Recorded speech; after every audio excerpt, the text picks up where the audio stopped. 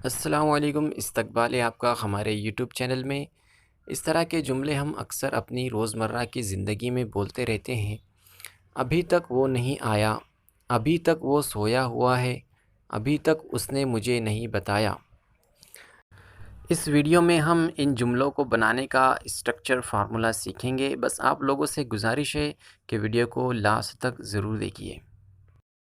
अभी तक, इसके लिए अंग्रेज़ी में वर्ड इस्तेमाल होगा येट, और इसका स्ट्रक्चर फार्मूला होगा सेंटेंस प्लस येट। सेंटेंस जो होगा वो सिचुएशन और ज़माने के हिसाब से इस्तेमाल होगा। तो चलिए एग्ज़ाम्पल से हम समझते हैं।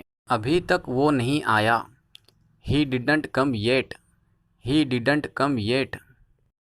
अभी तक वो सोया हुआ है, he is asleep yet, he is asleep yet. सोया हुआ के लिए अस्लीप वर्ड इस्तेमाल होगा। अभी तक उसने मुझे नहीं बताया, he didn't tell me yet, he didn't tell me yet. Video आपको कैसा लगा कमेंट बॉक्स में मुझे ज़रूर बताइए।